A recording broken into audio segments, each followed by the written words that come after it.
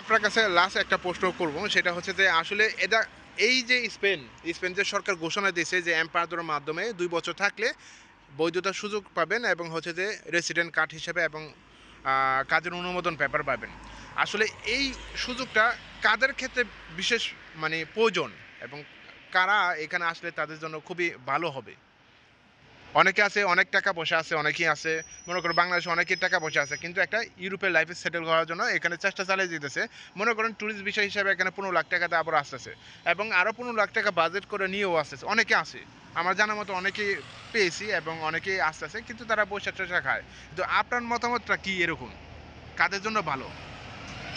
এই ইউরোপে যারা কাগজ করতেছে তাদের জন্য কোন ধরনের মানুষের জন্য এই ইউরোপের লাইফ? যারা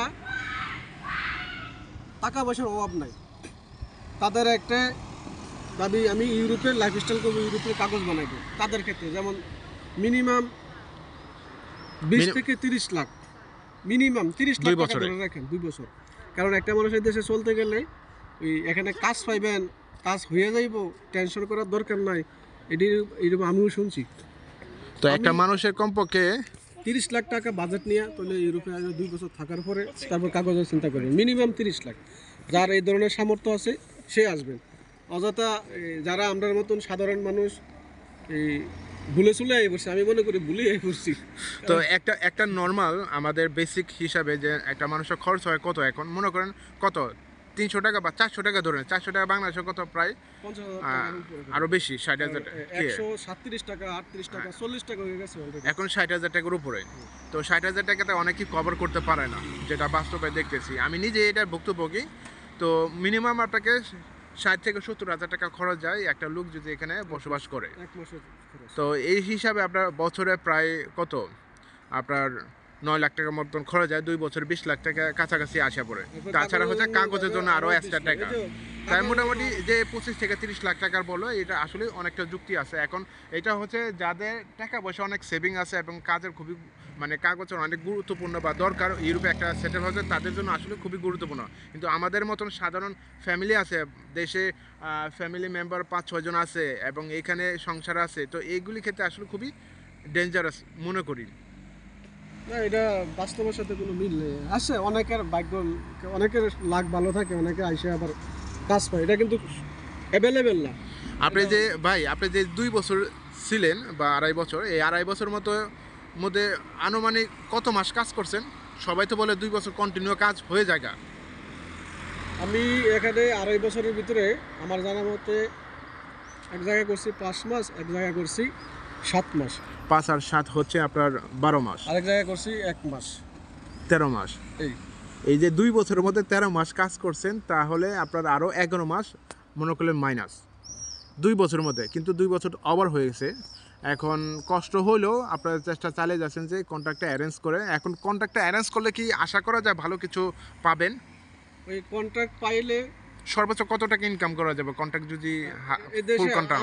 আমার ব্যক্তিগতভাবে আমি আপনি তো গত যেহেতু এখানে সপ্তাহে- সিনিয়র গত হিসাবে সপ্তাহে আছেন, দেখছি অনেক 2 বছর 2.5 বছর ধরে অনেক কাগজদারি লোক আইয়া চাকরি খুঁজতে আছে, কাজও ধরে লোক। কাগজদারি লোক আইয়া চাকরি খুঁজতে আছে। এই নিজের চোখকে দেখা কাগজদারি লোকে যদি এইভাবে চাকরির জন্য আবেদন করে, তাহলে আর কাগজ ছাড়া লোকের কি অবস্থা হবে এটা নিজেরাই বুঝতেন। প্র্যাকটিক্যাল আমার নিজের চোখকে দেখা, দুয়া কোনো খবর না।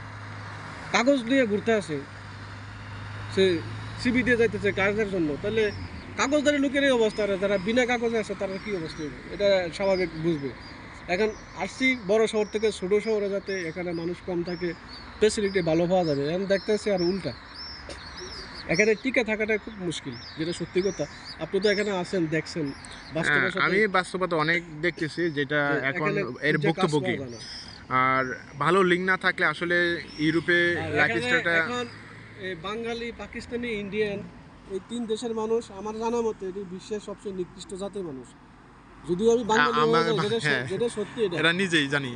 আমি যদিও বাঙালি, এটা নিকৃষ্ট জাতের মানুষ। কেননা এরা একটা পাত্রন করাই দেবে বাসার অ্যাড্রেস দিয়ে, সেক্ষেত্রে তোমার কাছ থেকে 1,000 টাকা দাবি করে।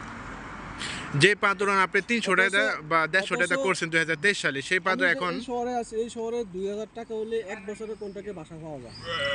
1 বছরের কন্ট্রাক্টে সে 3টা রুম পায়, 3 রুমের ভিতরে সে 6 জন পাত্রন করতে পারে 1 বছরের জন্য। কিন্তু সে একজন তো চায় 1,000 টাকা, 800 টাকা, নিজে তো করে না, আপনারা নিজেও তো করে আসেন 800 টাকা করে। হ্যাঁ হ্যাঁ, তাহলে কি করবো আর এখন তাহলে ভুক্তভোগী হয়ে গেছে, 2,000 অথচ টাকা হলে এক বছরের জন্য এখানে একটা 3 বাসায় রুমের পাওয়া যায়। বাসা পাওয়া যায়। কিন্তু সে তো বাঙালি, সে তো পাকিস্তানি, সে তো ইন্ডিয়ান, সে কি করতে আছে? কিন্তু আমাকে 1,000 সুযোগ টাকা সৎ ব্যবহার নিতেছে, আমার তো ডকুমেন্ট নাই। অর্থাৎ আমার টাকা দিয়ে সে চলতে ফিরতে আছে, খাইতে আছে, এই অবস্থা। আর এই যে কন্ট্রাক্টের ক্ষেত্রে সরকার দিয়েছে সুযোগ করে 6 মাসের জন্য, সে ট্যাক্স দিবে কত সরকাররা? অত রেস্টুরেন্ট